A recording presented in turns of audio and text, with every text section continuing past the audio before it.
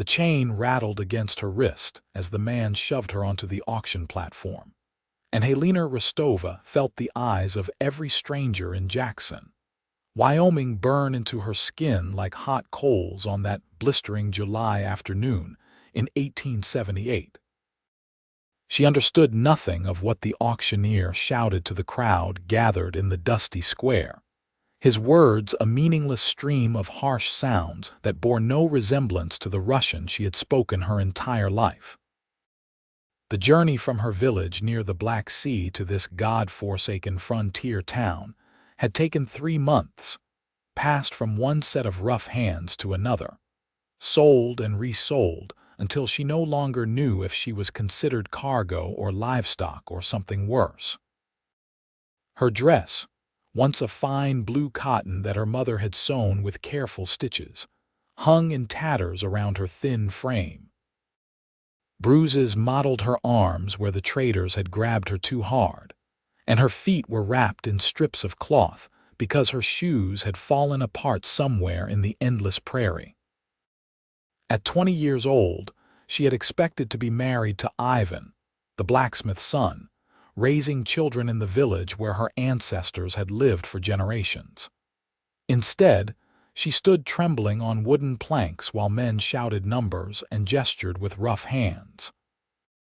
Brent Jacobson leaned against the hitching post outside the general store, his hat pulled low against the afternoon sun.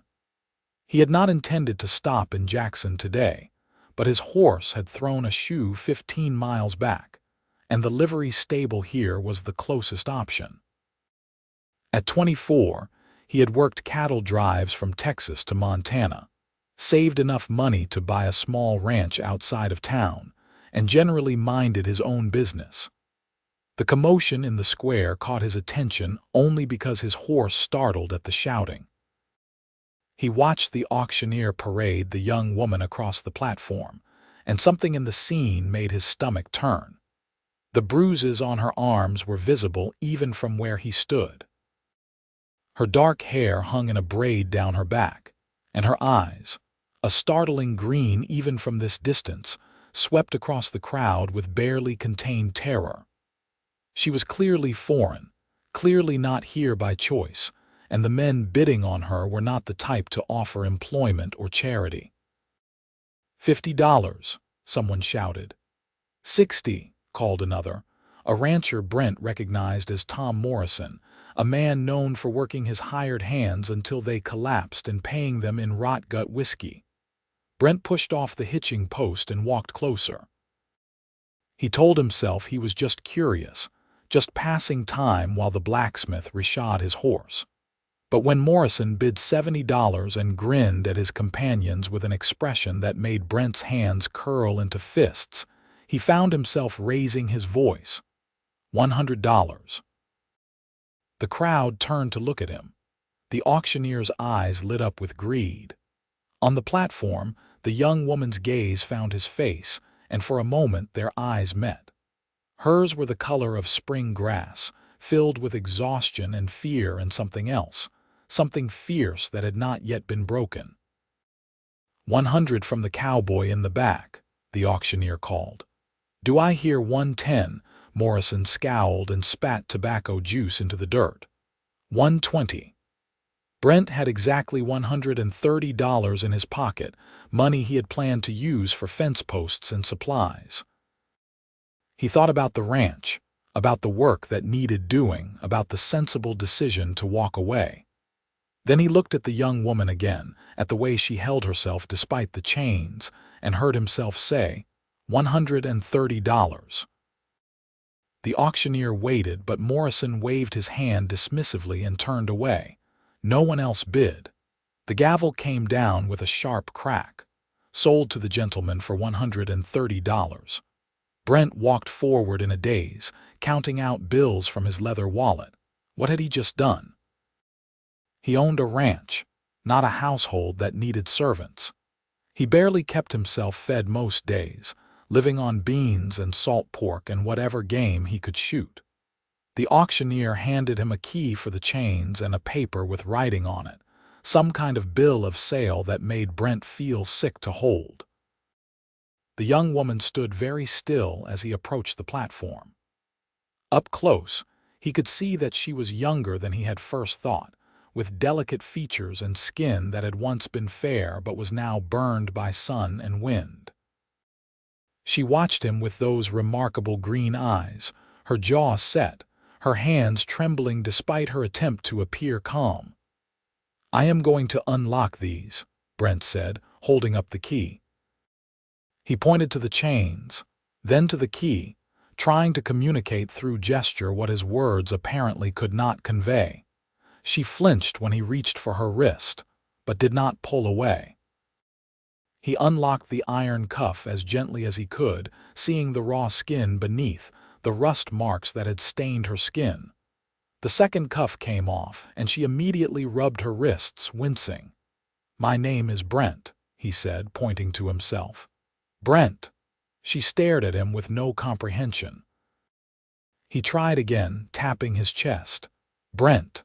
Her lips moved, forming the unfamiliar sounds. "Brent, close enough." He gestured toward the street where his horse waited. "Come on, let us get out of here."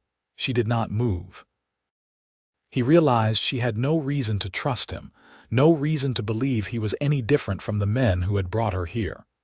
He took a step back, holding up his hands to show he meant no harm, and pointed again toward his horse. "I have a ranch, a home." "You can," he paused, struggling to think of how to communicate this. "You can rest there, be safe." The words meant nothing to her, but something in his tone or his expression must have conveyed his intent, because after a long moment, she gathered what remained of her dignity and walked down the platform steps. She followed him to his horse, though she kept several feet of distance between them. The ride back to his ranch took 2 hours. She sat behind him on the horse, her hands barely touching his waist, her body rigid with tension. Brent tried to think of what he was going to do. He had bought a woman who could not speak English, who had no reason to trust him or anyone else in this country, and he had no clear plan beyond getting her away from that auction block. His ranch consisted of a small cabin, a barn, a corral, and about 300 acres of grassland where his cattle grazed. It was not much, but it was his, bought with years of hard work and careful saving. He had built the cabin himself 2 years ago, imagining a future that was still hazy in his mind, but involved something more than just surviving alone on the prairie. He dismounted when they reached the yard and held up his arms to help her down. She ignored his offered assistance and slid off the horse on her own, stumbling slightly when her feet hit the ground. He led the horse to the barn, gesturing for her to follow, and she did, her eyes taking in everything with careful assessment. Inside the cabin, he lit a lamp against the gathering dusk. The single room contained a bed in one corner, a table with 2 chairs, a fireplace with a cookstove, and shelves holding his meager possessions. He watched her take it all in, saw her gaze linger on the bed, and realized she was probably expecting him to force her into it. "No," he said firmly, shaking his head. He pointed to the bed, then to her, then settled himself on the floor near the fireplace. "You sleep there, I will sleep here." She frowned, not understanding. He grabbed a blanket from the chest at the foot of the bed and spread it on the floor, then lay down on it, putting his head on his rolled-up coat. He pointed to her, then to the bed. Understanding dawned in her eyes, followed quickly by suspicion. She said something in her language, a sharp question.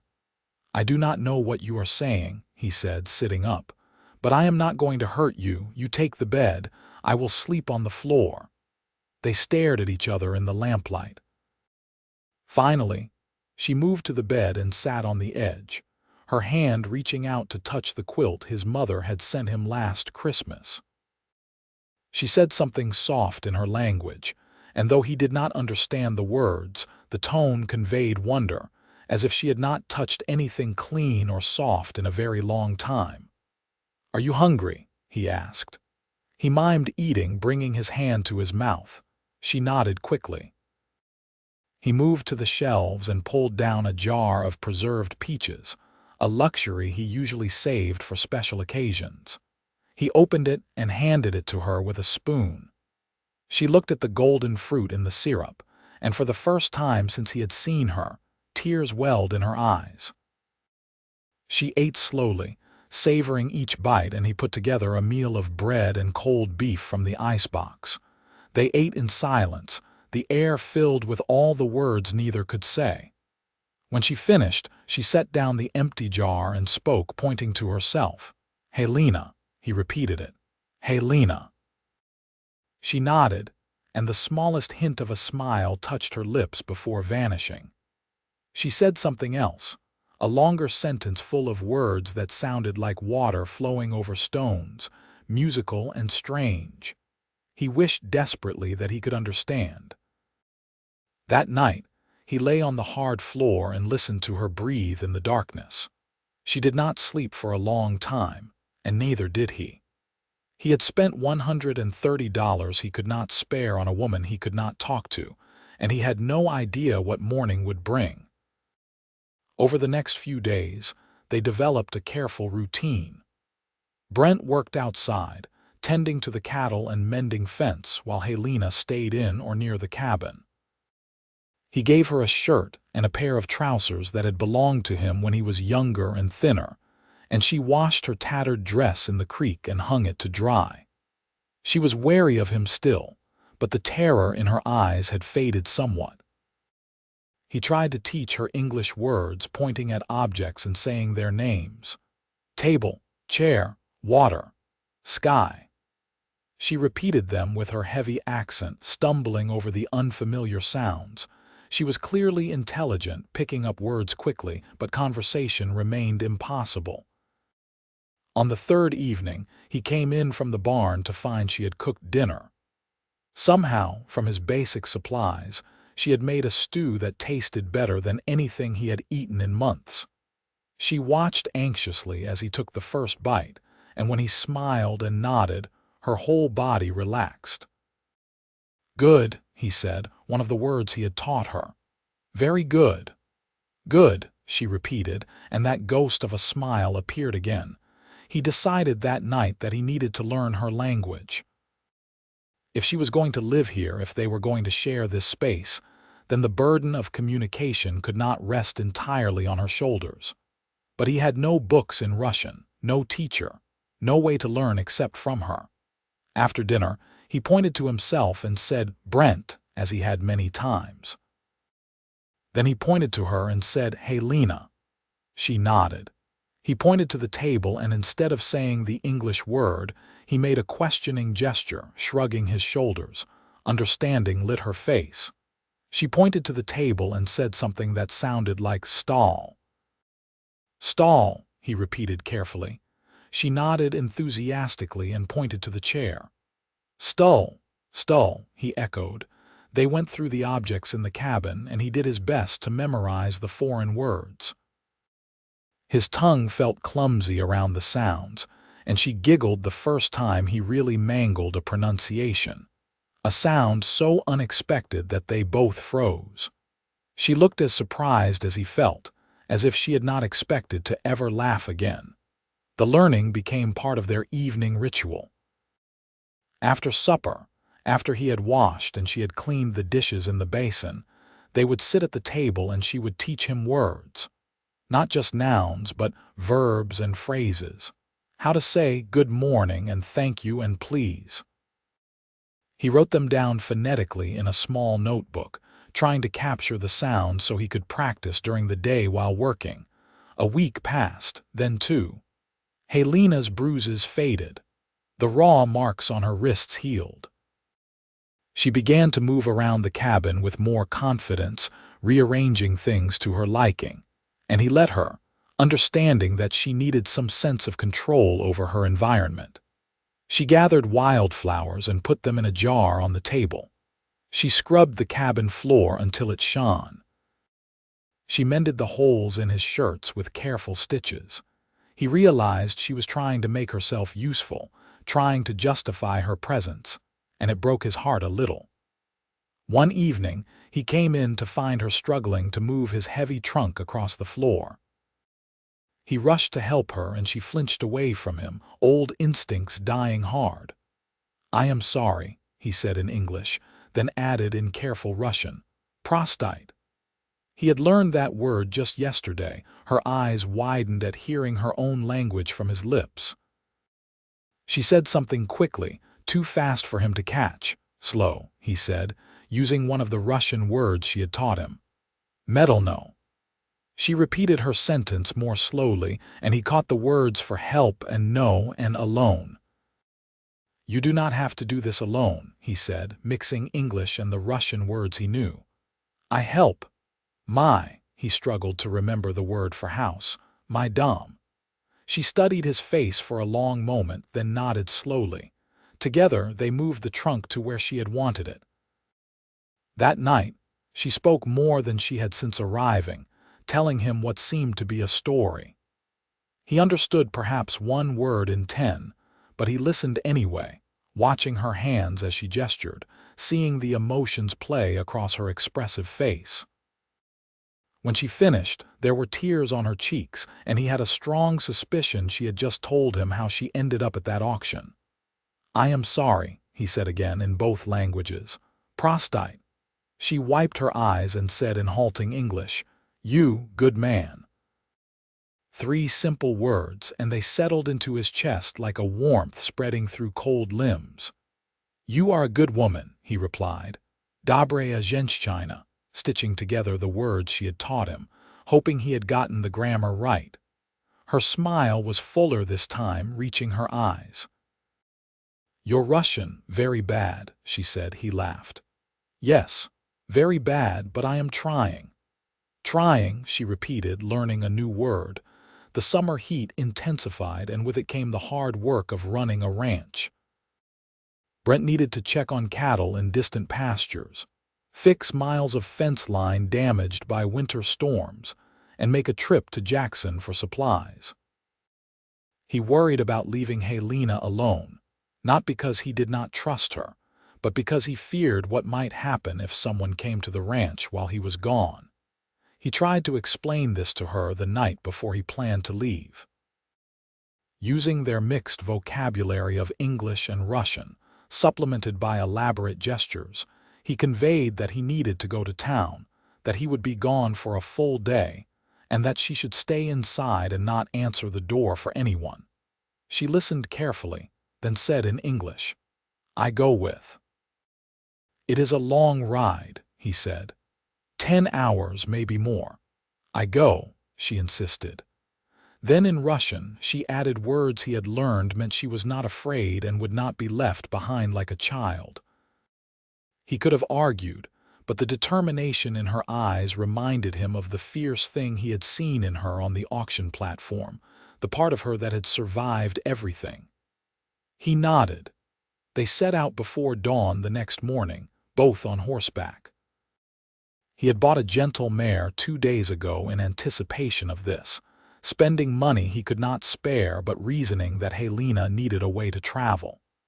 She had been nervous around the horse at first, but she learned to ride with the same focused determination she brought to learning English. The ride to Jackson took them through open grassland that stretched to distant mountains, past creeks lined with cottonwood trees, under a sky so blue it hurt to look at. Halina stared at everything with wide eyes, and he tried to see it through her perspective, this vast landscape so different from whatever she had known before. When they stopped to water the horses at midday, she wandered to the edge of the creek and knelt down, trailing her fingers in the current. She said something in Russian, too quiet for him to hear.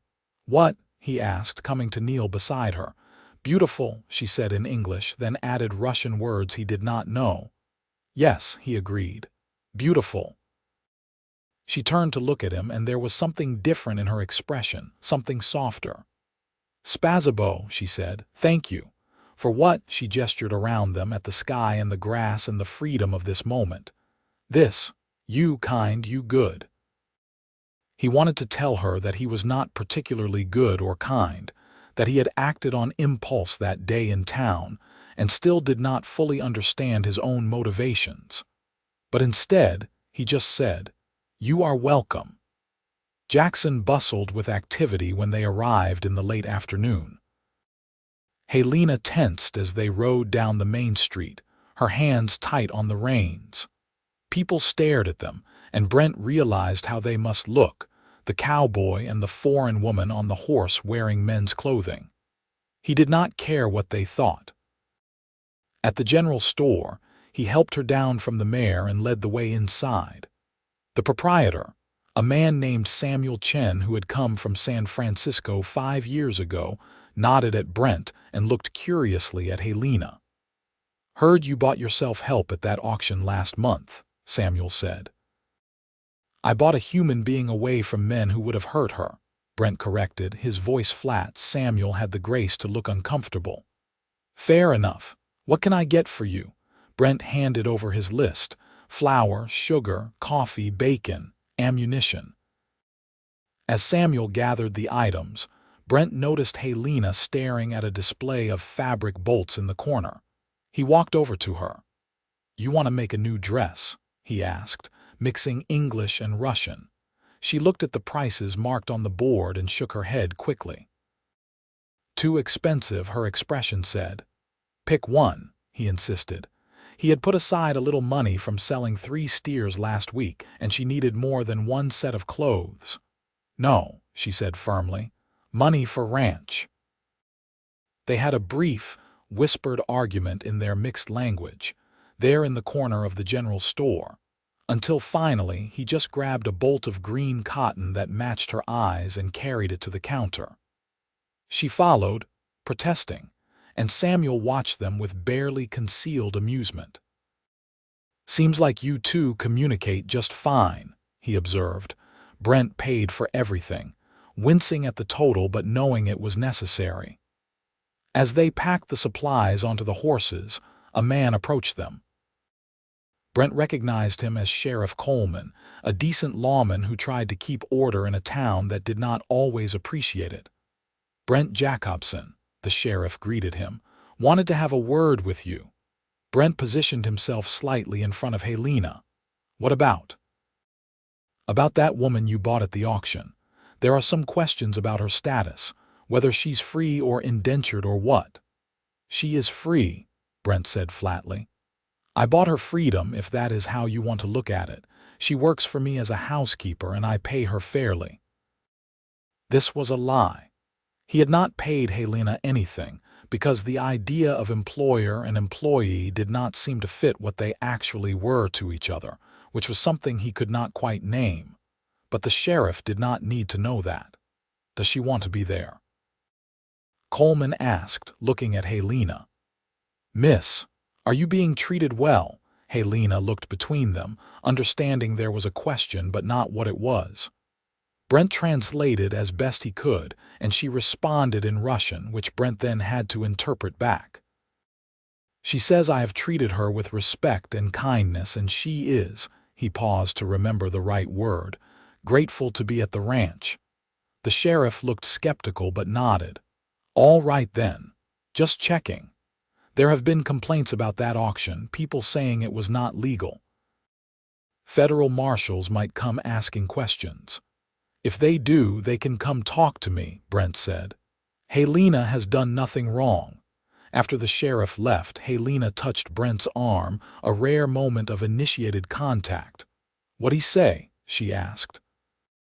Brent explained as best he could, and he saw fear flash across her face. "If they come, will they send me back?" she asked in Russian, speaking slowly so he could understand. "No," he said firmly. "No one is sending you anywhere. You are safe."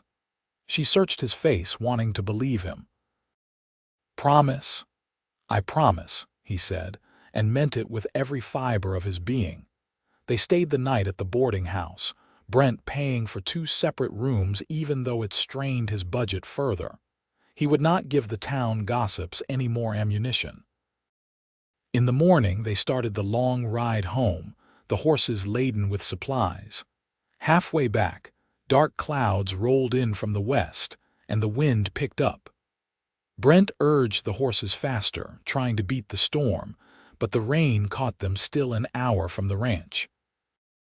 It came down in sheets, soaking them in seconds, turning the trail muddy and treacherous.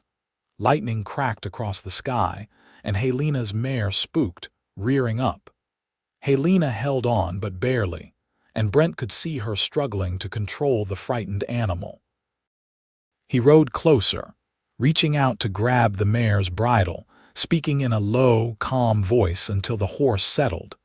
By the time they reached the ranch, they were both shivering and drenched. Brent got the horses into the barn first, rubbing them down and making sure they were dry and fed before finally heading to the cabin. Halina had already gone inside, and when he pushed through the door, he found her standing by the fireplace, shaking with cold. "You need to get out of those wet clothes," he said, moving to build up the fire. "You will catch your death." She nodded but did not move, her arms wrapped around herself. He realized she was too cold, her fingers too numb to work the buttons.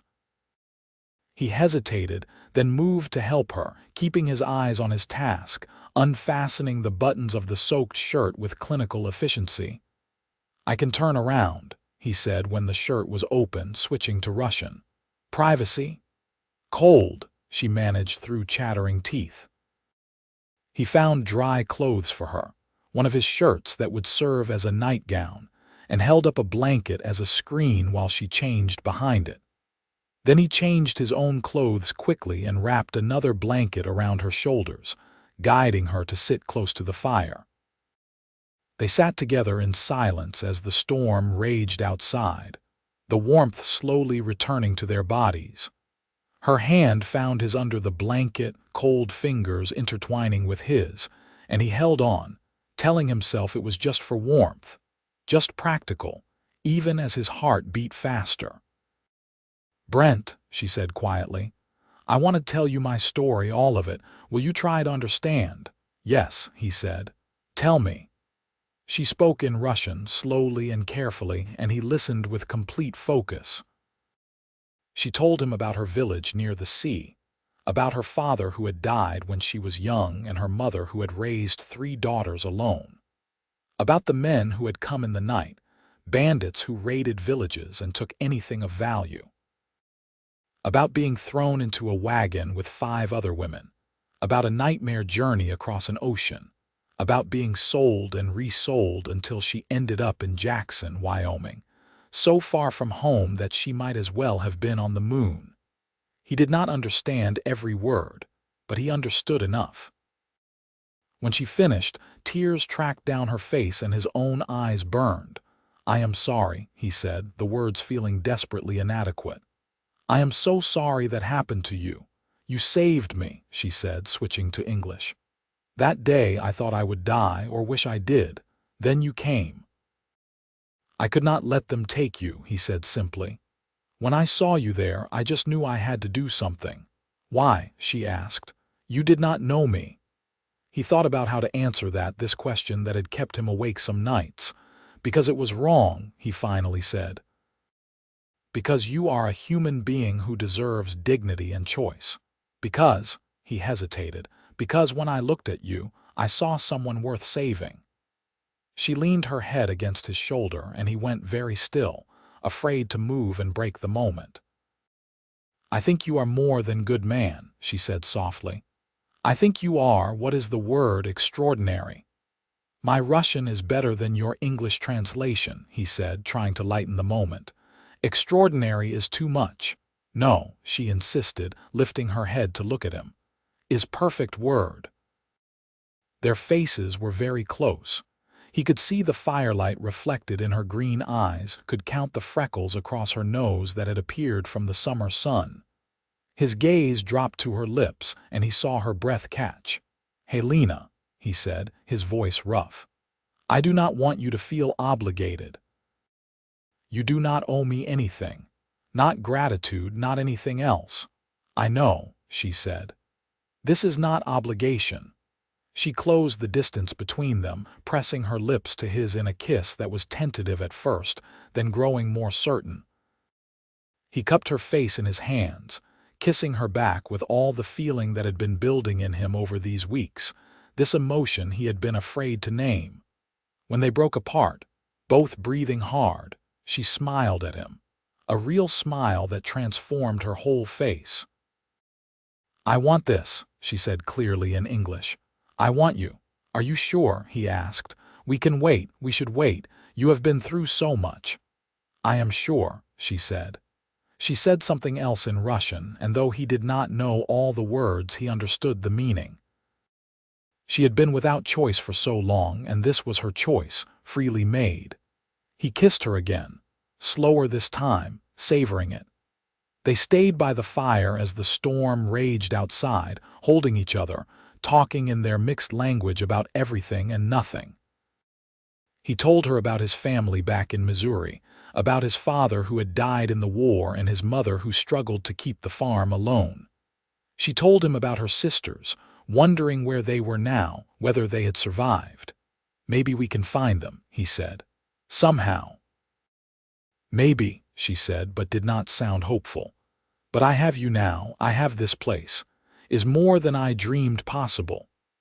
They fell asleep by the fire, wrapped in blankets and each other's arms. When Brent woke at dawn, he found Halina watching him, her expression tender. "Good morning," she said in English. "Dobroy utro," he replied in Russian, and her smile made his heart soar. The weeks that followed felt like a new beginning.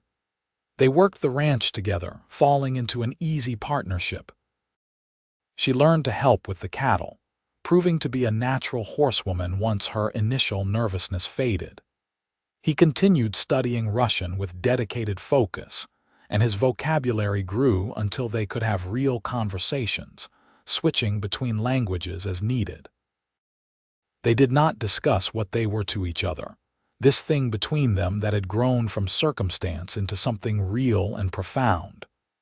But it was there in every glance, every casual touch, every moment they chose to share space when they could have been apart. One evening in late August, as they sat on the porch watching the sun set over the mountains, Halina said, "In my village, when two people wanted to marry, they would have to ask permission from the elders. Here, how does it work?" Brent's heart hammered in his chest. "Here, the man usually asks the woman. If she says yes, they find a preacher or a judge." "Asks what words?" she pressed. He turned to face her fully, taking her hand in his. "Halina Rostova, will you marry me?" she pretended to consider, a teasing light in her eyes that he had come to love. "I do not know. Your Russian is still very bad." "I am serious," he said. "So am I," she replied. Then she squeezed his hand. "Yes, yes, I will marry you." They went to Jackson the following week and were married by a judge in his office, with Samuel Chen and the sheriff's wife serving as witnesses. Halina wore a dress she had sewn from the green fabric, and Brent wore his best shirt. The ceremony was brief and practical, but when the judge pronounced them husband and wife and Brent kissed his bride, he felt like the wealthiest man in the territory. That night, in the cabin that was now truly their home, they consummated their marriage with a tenderness that brought tears to both their eyes. Afterward, lying tangled together in the bed, Halina traced the lines of his face with her fingertips. "I love you," she said in English. "Я тебя люблю," she added in Russian. "I love you too," he replied in both languages, and meant it with his whole heart. Their first year of marriage was hard work but filled with joy. They expanded the ranch, buying more cattle with money carefully saved. Halina proved to have a gift for managing finances, keeping detailed records and finding ways to stretch every dollar. She also started a garden, growing vegetables that reminded her of home, teaching Brent to cook dishes from her childhood. He built her a chicken coop, and she raised hens that provided eggs and meat. She learned to shoot a rifle, practicing until she could hit targets as well as he could. They were partners in every sense of the word, building a life together from the ground up. In the winter, when the work slowed, she taught him to read Russian from a book Samuel Chen had managed to order for them from San Francisco. In turn, he helped her improve her English, and by spring she spoke fluently, though with an accent that he found charming. They occasionally went to town, and gradually the people of Jackson accepted them. Some still whispered about how they had met, but most came to respect the hard-working couple who paid their debts and minded their own business. Halina made friends with a few other women, including the sheriff's wife, Margaret, who invited her to join a quilting circle. Through Margaret, they learned that federal marshals had indeed investigated the auction where Brent had bought Halina's freedom. 3 men had been arrested for human trafficking, and several other women had been located and freed. The news made Halina cry with relief, knowing that at least some justice had been served. In the spring of 1880, Halina told Brent she was pregnant. He picked her up and spun her around the kitchen, both of them laughing and crying at once. They prepared for the baby through the summer, Brent building a cradle from oak wood and Halina sewing tiny clothes. Their son was born in October, delivered by a midwife with Brent pacing anxiously outside. When he was finally allowed in and saw Halina holding their baby, her face glowing with exhaustion and joy, he felt his heart expand in ways he had not known were possible. "What should we name him?" Halina asked. They had discussed names endlessly, trying to find something that honored both their backgrounds. "What about Alexander?" Brent suggested. "It is used in both English and Russian." "Alexander Jacobson," she said, testing the name. "Sasha for short in Russian style. Perfect," he agreed. Being parents transformed them again. The first months were exhausting, filled with sleepless nights and constant worry. But watching Sasha grow, seeing Halina rock him while singing Russian lullabies, seeing his son's face light up at the sight of him when he came in from working, these things filled Brent with a contentment he had never imagined. When Sasha was 6 months old, Halina received a letter that had been forwarded through multiple channels. It was from her younger sister, Katia, who had also been taken in the raid but had ended up in New York. Through the investigation that followed the Jackson auction, the authorities had connected several cases and helped separated families locate each other. Halina read the letter aloud, translating for Brent, tears streaming down her face. Katia had married a Russian immigrant, a carpenter, and they had a small apartment in the city. She had been trying to find her sisters for 2 years. She wanted Halina to write back, wanted to know she was safe and well. "We should bring her here," Brent said immediately. "If she wants to come, she and her husband are welcome." Halina threw her arms around him. "You would do that. They are your family. That makes them my family too." The correspondence began, letters traveling slowly between Wyoming and New York. Katia's husband, Dmitri, was interested in the West, curious about homesteading. By the time Sasha turned 1, they had made plans for Katia and Dmitri to visit the following summer. That summer of 1881 brought the joyful reunion of the 2 sisters, who had feared they would never see each other again. Katia wept when she met Sasha, holding her nephew and speaking to him in rapid Russian. Dmitri, a quiet man with skilled hands, helped Brent with various projects around the ranch, and they communicated in a mix of languages that somehow worked. During that visit, Dmitri and Katia fell in love with Wyoming. When they left at the end of summer, they promised to return the following year to claim their own homestead nearby.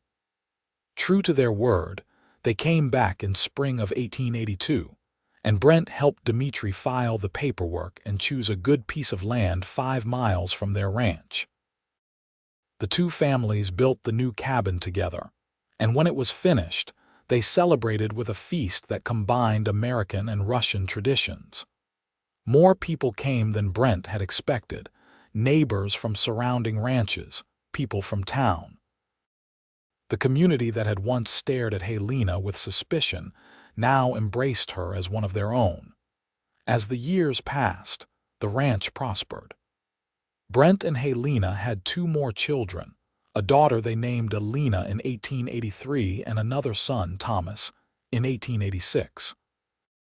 The cabin expanded to accommodate the growing family, gaining additional rooms and a proper second floor.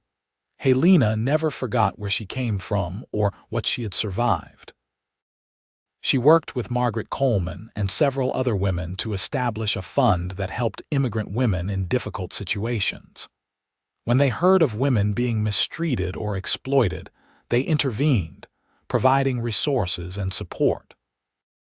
It was Halina's way of ensuring that others might not suffer, as she had. Brent's Russian became fluent over time, and their children grew up speaking both languages naturally. He loved listening to Halina sing to them in Russian, loved hearing their household switch seamlessly between English and Russian depending on who was speaking. On summer evenings, the 2 families would gather, and they would tell stories while the children played. Dmitri would play his accordion, and they would sing songs from the old country, music that made Halina's eyes shine with nostalgic tears. One evening, when Sasha was 10, Alina was 7, and Thomas was 4, Halina and Brent sat on their porch after putting the children to bed.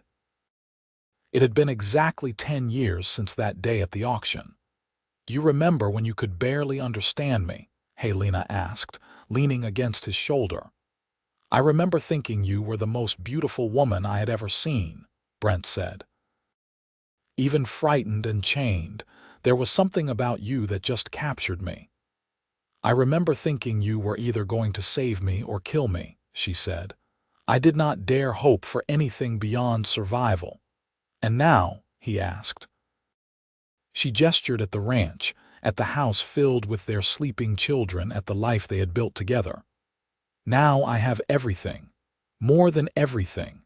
I have you, our children, my sister nearby, a home, a purpose. Some nights I wake up and cannot believe this is real." "It is real," he assured her. "You deserve all of this and more." "We built it together," she corrected. "That day in town you could have walked away. You did not have to spend your last dollar to help a stranger." "You were never really a stranger," he said. "From the moment I saw you, I felt something. Like I was supposed to be there, supposed to do exactly what I did." She kissed him, a kiss that still held all the passion and love of their early days together. "My extraordinary husband," she said, "still extraordinary after all these years."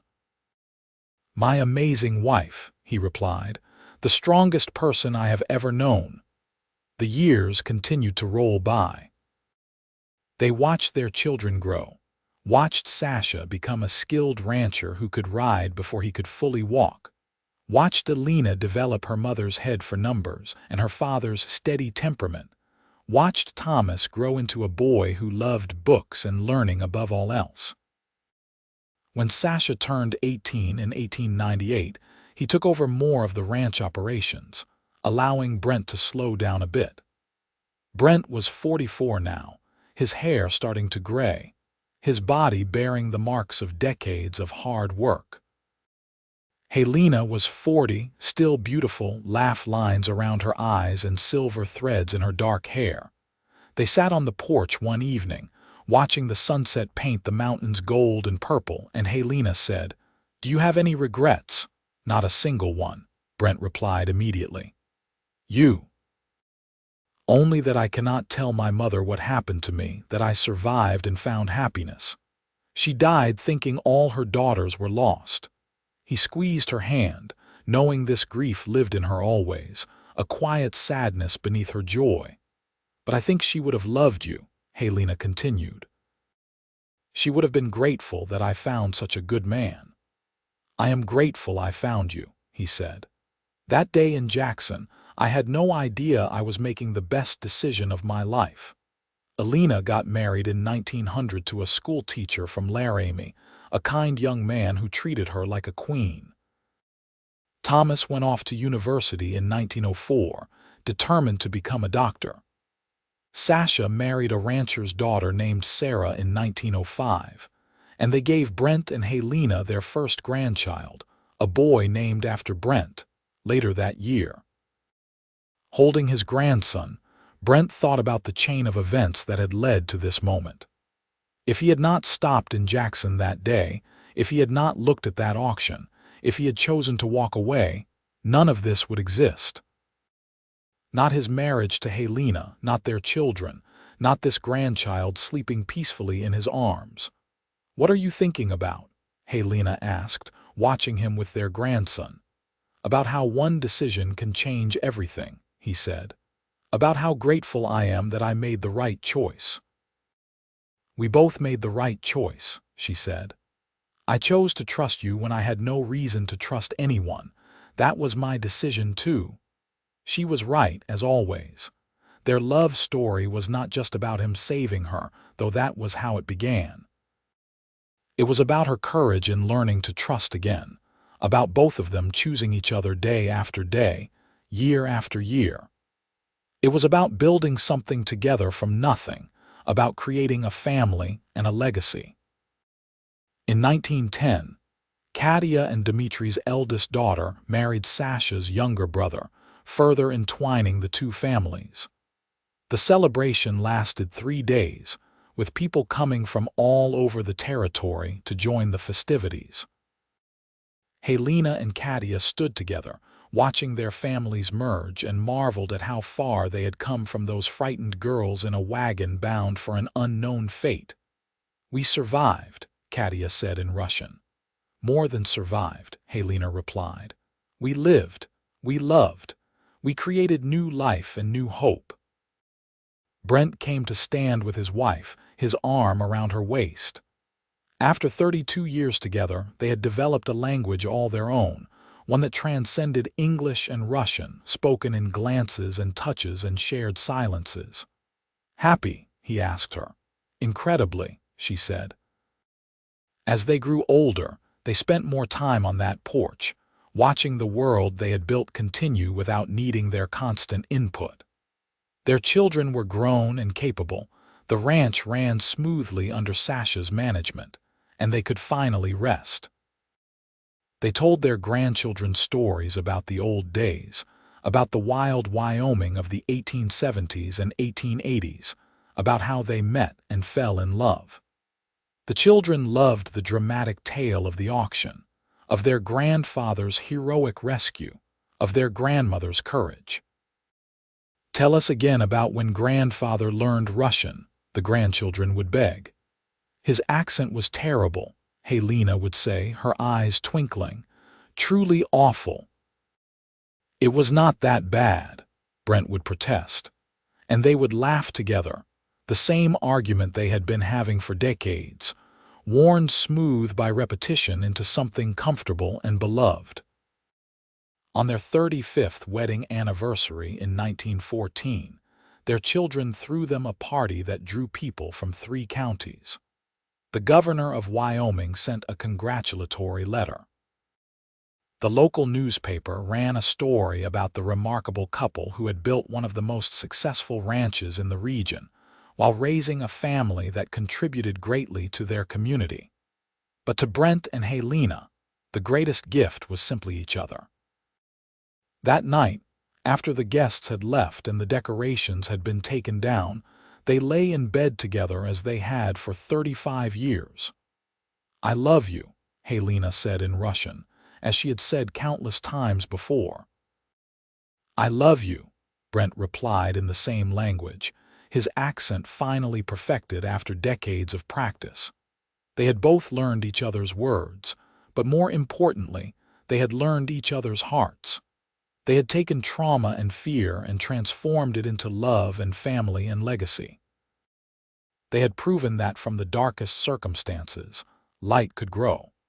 Brent lived to the age of 73, passing peacefully in his sleep in 1927 with Halina holding his hand. She followed him 4 years later at the age of 71, surrounded by their children and grandchildren. They were buried side by side on a hill overlooking the ranch, their graves marked with a simple stone that bore both their names and an inscription in both English and Russian. They found each other, they saved each other, they loved each other. Their children continued the ranch for another generation, and then their grandchildren after that. The story of Brent and Halina became family legend, passed down through the decades as an example of courage, compassion, and the transformative power of love.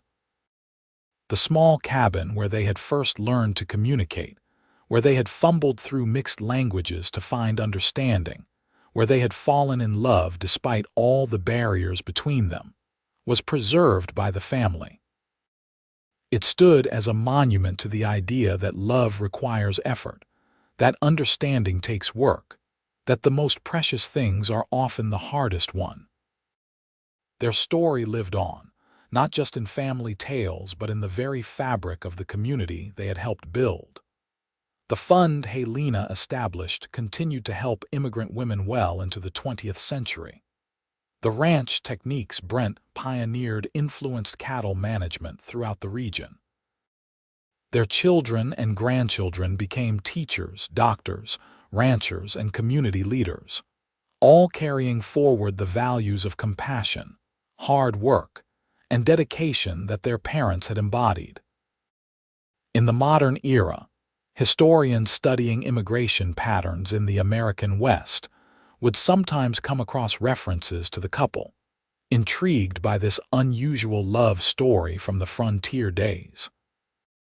Graduate students would write theses about the underground network that had helped locate and free women like Halina. Genealogists would trace the family tree and marvel at how one act of conscience by a young cowboy had resulted in a dynasty that touched hundreds of lives. But the truest measure of Brent and Halina's legacy was simpler and more profound. It was in the way their great-grandchildren still learned Russian alongside English, keeping alive the language that had once been a bridge between two lonely souls. It was in the family tradition of helping others without expectation of reward, a value passed down directly from Brent's actions on that long-ago day. It was in the stories told at family gatherings, stories that reminded each new generation that love can bloom in the most unlikely circumstances, that compassion matters, that one person can make a difference. The auction platform where Halina had stood in chains was long gone, replaced by a modern street and buildings. But if you knew where to look, there was a small plaque placed by the Historical Society that told the story of what had happened there, and how one transaction on that platform had resulted not in tragedy but in triumph, not in continued oppression but in freedom and love. Jackson, Wyoming grew from a rough frontier town into a thriving community, and woven into its history was the story of the Russian woman who could not speak English and the cowboy who learned her words. It was a story that reminded people that the West was built not just by gunslingers and gold miners, but by ordinary people making extraordinary choices, by immigrants and natives and everyone in between, all trying to build lives of meaning and connection. Their ranch, eventually donated to the state and turned into a living history museum, stood as a testament to what two people could build together when they chose love over fear, understanding over ignorance, partnership over domination. School children visited and learned about frontier life, about the importance of language and communication, about how love stories are not always simple or easy, but can be all the more beautiful for their complexity.